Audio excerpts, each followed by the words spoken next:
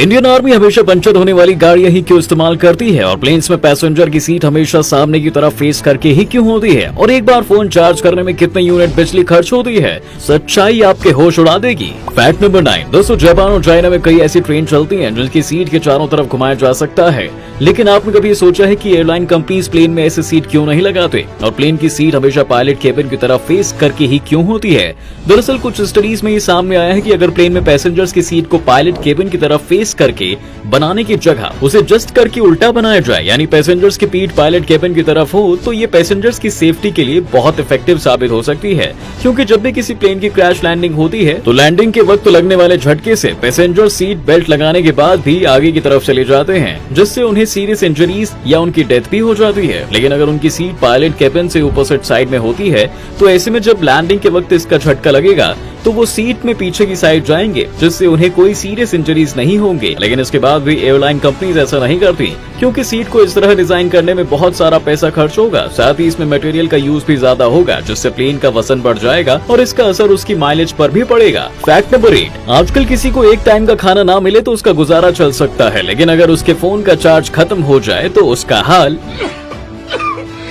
और क्या आपने कभी सोचा है दोस्तों कि एक बार फोन को फुल चार्ज करने में कितने यूनिट बिजली यूज होती होगी? एक फोन को फुल चार्ज करने पर कितनी यूनिट बिजली खर्च होती है, ये इस बात पर डिपेंड करता है कि उस फोन की बैटरी कितने mAh की है और उसका रेपर कितने वॉट का है और वो फुल चार्ज करने में कितना टाइम लेता है। जैसे एक नॉर्मल फोन को फुल चार्ज होने में 3 घंटे का वक्त लगता है और उसका रेपर 5 वॉट का है। ऐसे में वो हर घंटे में 0.005 किलोवाट आवर बिजली यूज करता है और इस हिसाब से वो फोन को फुल चार्ज करने में 0.015 किलोवाट आवर बिजली यूज करेगा। और अगर पूरे साल का हिसाब लगाया जाए तो एडाप्टर फोन को पूरे साल फुल चार्ज करने में 5 यूनिट बिजली यूज करेगा। वहीं अब मार्केट में ज्यादा mAh बैटरी वाले स्मार्टफोन आने लगे हैं, जिनके साथ फास्ट चार्जिंग एडाप्टर भी आता है और फोन को बहुत जल्दी फुल चार्ज कर देता है। लेकिन इसका मतलब ये बिल्कुल भी नहीं है दोस्तों कि वो ऐसा करने में कम बिजली यूज करता है, बल्कि वो कम टाइम में भी उतनी ही बिजली यूज करता है जितना वो 2 से 3 घंटे में यूज करता है। Fact number 7। एक टाइम था जब भारत में American tractor company John Deere को महिंद्रा के ट्रैक्टर का तगड़ा कॉम्पिटिटर माना जाता था, लेकिन वक्त के साथ इंडिया में अब जॉन डियर के ट्रैक्टर बहुत कम नजर आते हैं और मार्केट में महिंद्रा की मोनोपोली है।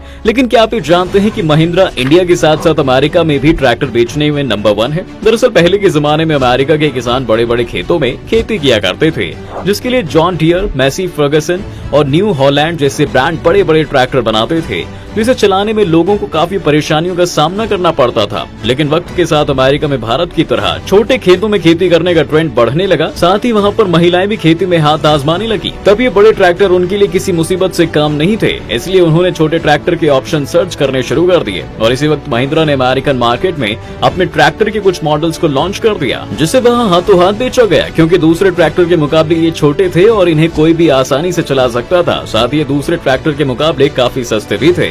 इसी का नतीजा है कि कुछ सालों में ही महिंद्रा ने यूएसए में 20 से 30% तक की ग्रोथ की है। Fact number 6। दोस्तों, अकाउंट से पैसे निकालने हो, बैलेंस चेक करना हो, लोग ज्यादातर इसके लिए एटीएम मशीन का यूज करते हैं, जहां मशीन से निकालने वाले स्लिप में सब कुछ प्रिंट होता है। लेकिन क्या आप ये जानते हैं कि ये स्लिप से आपको कैंसर भी हो सकता है? दरअसल अमेरिका की एक research centre the ecology centre ने अपनी एक रिपोर्ट में कहा है कि एटीएम मशीन से निकलने वाले स्लिप में एक खास तरह का टॉक्सिक केमिकल होता है, जिसमें बिस्फेनॉल ए और बिस्फेनॉल एस जैसे केमिकल होते हैं, जो इंसान के लिए काफी हार्मफुल हैं, जिसका असर हमारे हार्मोन्स पर भी पड़ता है।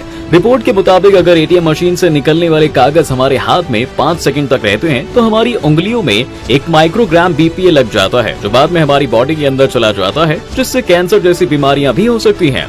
Fact number 5। बहुत से लोग एडवेंचर के लिए तो कई लोग बिजनेस के लिए एक जगह से दूसरी जगह ट्रैवल करते रहते हैं और इस चक्कर में उन्हें होटल में रूम लेकर रहना पड़ता है। पर क्या आप ये जानते हैं कि जब हम होटल बुक करते हैं तो कुछ ऐसी छोटी छोटी गलतियां कर देते हैं जिससे हमारी जान भी जा सकती है? एक्सपर्ट के अकॉर्डिंग जब भी आप होटल बुक करें तो इस बात का जरूर ख्याल रखें कि आपका रूम फर्स्ट फ्लोर या सेकंड फ्लोर पर ही हो, क्योंकि एक्सपर्ट के अकॉर्डिंग ये होटल के सबसे सेफ फ्लोर होते हैं। क्योंकि अक्सर ये देखा गया है कि होटल वाले पैसा बचाने के लिए अपने होटल में फायर प्रोटेक्शन जैसी चीजों को नजरअंदाज कर देते हैं। ऐसे में अगर आप किसी होटल के 4th फ्लोर या उससे ऊपर के फ्लोर पर हैं और वहां आग लग जाए तो इससे बहुत कम चांसेस हैं कि आप सही सलामत होटल से बाहर आ पाएं। वहीं एक्सपर्ट के अकॉर्डिंग हमें ग्राउंड फ्लोर पर भी कभी रूम बुक नहीं करना चाहिए, क्योंकि होटल में चोरी के ज्यादातर मामले ग्राउंड फ्लोर पर ही होते हैं, इसलिए लोगों को ग्राउंड फ्लोर पर भी रूम बुक करने से बचना चाहिए। Fact number 4। दोस्तों, हर साल दुनिया भर से बहुत सारे लोग माउंट एवरेस्ट पर चढ़ने की कोशिश करते हैं, जिसमें कुछ लोग सक्सेसफुल होते हैं तो कुछ आधे रास्ते से ही वापस आ जाते हैं। लेकिन क्या आप ये जानते हैं कि नेपाल गवर्नमेंट एवरेस्ट चढ़ने आए हर माउंटेनियर से $11,000 यानी करीब 9 लाख रुपए ऐसा फीस चार्ज करती है, और एक बार एवरेस्ट चढ़ने का पूरा खर्चा 33 से 50 लाख रुपए तक का होता है। दरअसल अगर किसी को माउंट एवरेस्ट पर चढ़ना है तो उसे सबसे पहले नेपाल गवर्नमेंट से परमिट लेना पड़ेगा, जिसे बनाने के लिए नेपाल गवर्नमेंट करीब 9 लाख रुपए लेती है। इसके बाद आपको नेपाल की किसी टूरिज्म कंपनी में कांटेक्ट करना पड़ेगा, जो आपको एवरेस्ट पर हाइकिंग के लिए ट्रेनिंग देगा, साथ ही आपको हाइकिंग के दौरान जरूरत पड़ने वाली चीजें भी देगा। इसके लिए अलग अलग कंपनियां अलग अलग फीस चार्ज करती हैं, लेकिन इससे पहले आपको कम से कम 3 साल का क्लाइंबिंग एक्सपीरियंस होना चाहिए। साथ ही आपको 21,300 फीट में क्लाइंबिंग करने का एक्सपीरियंस होना चाहिए, जिसके बाद आपको एवरेस्ट पर चढ़ने की परमिशन मिलती है। फैक्ट नंबर 3, आपने दुनिया में कई तरह के पेड़ों के बारे में सुना या देखा होगा, लेकिन आज हम आपको दुनिया के सबसे महंगे पेड़ के बारे में बताने जा रहे हैं, जिसकी कीमत सुनकर आपके होश उड़ जाएंगे। इस पेड़ का नाम है जापानीज व्हाइट पाइन ट्री, जिसे जापान की ताकामात्सु सिटी में बोनसाई टेक्निक का यूज करके उगाया जाता है, जिसे हाल ही में $13 लाख यानी करीब 10.74 करोड़ रुपए में बेचा गया है, जो इसे दुनिया का सबसे महंगा पेड़ बनाता है। दरअसल जापान में सैकड़ों सालों से बोनसाई टेक्निक का यूज करके बड़े से बड़े पेड़ को गमले में उगाया जाता है, जिसमें उनकी हाइट तो छोटी होती है, लेकिन वो किसी बड़े पेड़ की तरह फल और बाकी चीजें भी देते हैं। टेक्निक को यूज करके ताकामात्सु सिटी में इस व्हाइट पाइन ट्री को उगाया जाता है। फैक्ट नंबर 2, आपने शायद अपने बचपन में टिक टिक करने वाली घड़ी तो जरूर देखी होगी दोस्तों, पर क्या आप ये जानते हैं कि अगर आप ये घड़ी पहनकर अमेरिका चले जाते हैं तो आपको पुलिस पकड़ सकती है। दरअसल केशियो F19W के नाम से बिकने वाली इस घड़ी को जापानी कंपनी केशियो ने साल 1989 में लॉन्च किया था। इस घड़ी की खासियत ये थी कि ये किसी भी एक्सट्रीम वेदर कंडीशंस में भी बिल्कुल सही टाइम बताती थी,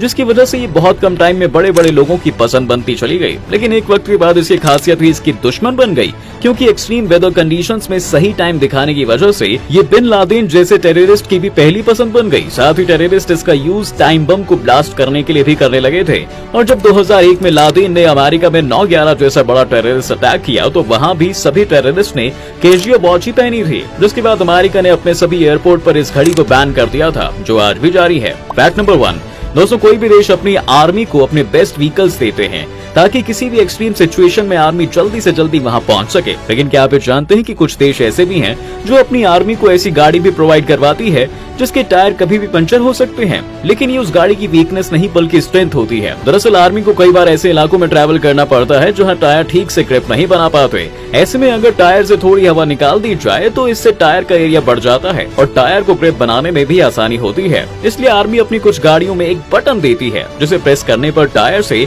हवा अपने आप निकल जाती है। तो चलिए, उम्मीद है आपको ये फैक्ट्स पसंद आए होंगे दोस्तों। इनमें से कौन सा फैक्ट सबसे आपको अच्छा लगा है हमें कमेंट करके जरूर बताएं।